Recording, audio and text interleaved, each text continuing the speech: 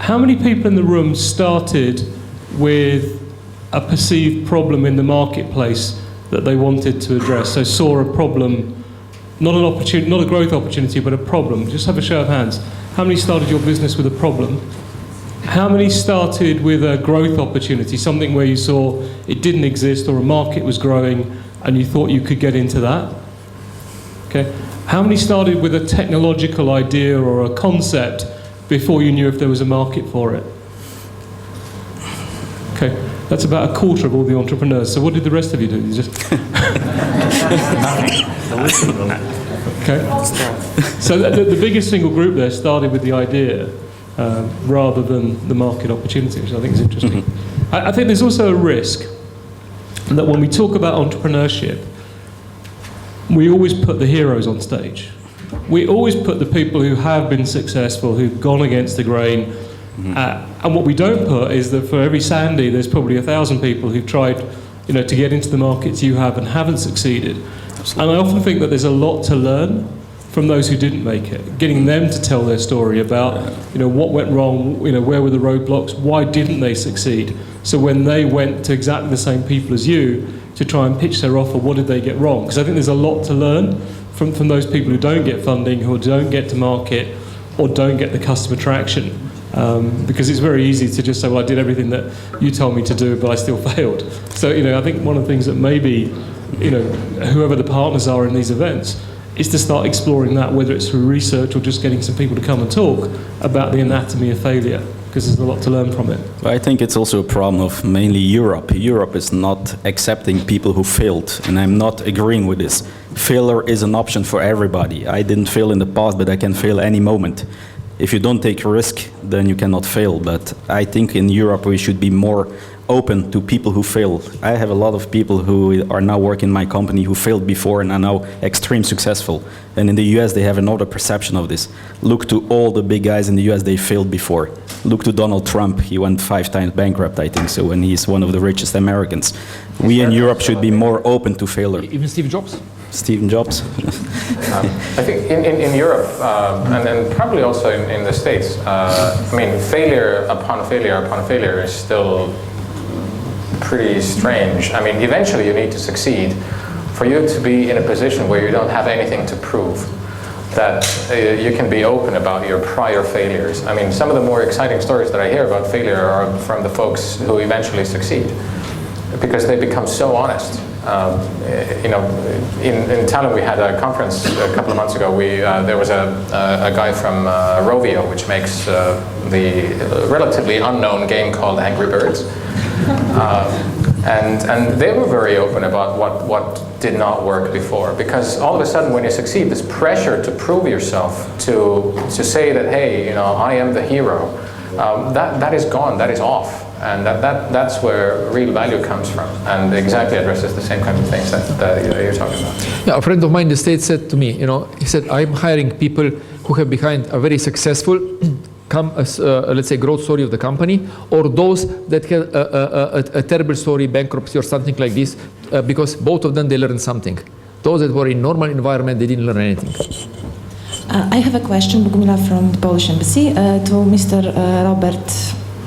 And the question is, you are from the big corporation, from the platform which is seen as an institution, and you are also very successful, so maybe you would like to share your success. What did you do differently? Why is Warsaw Stock Exchange so successful in these turbulent times? Thank you for your question, because maybe this is the part of our PR campaign here in Slovenia. And no, this is the success story made this. As every company, every entrepreneur is connected with the market who is living there, and probably also the stock exchange is a good example of the success story of economy.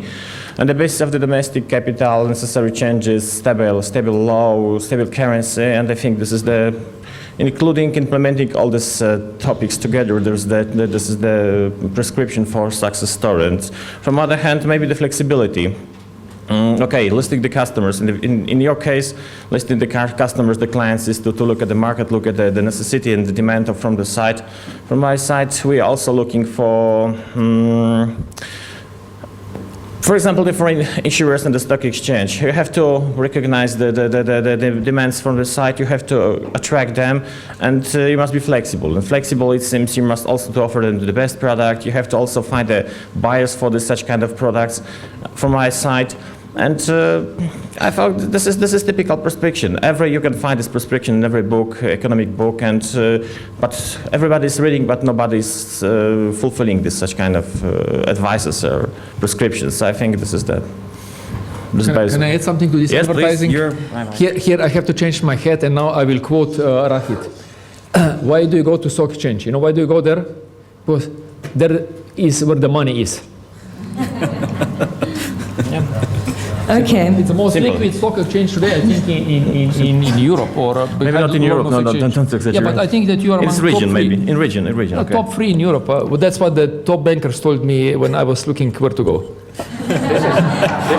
That's how you're selling. But it's not a part of our PR campaign. Sorry. This is something that we will address in a later panel, is that if you go where the money is, the danger is that you will lose control.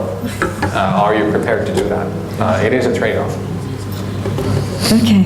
Well, I'd like to thank you all very much for this inspiration and really listening to your very honest opinions and also your experience. Can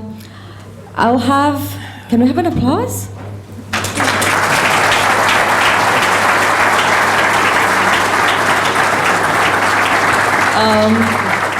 I will just do 2 announcements or 3. Okay.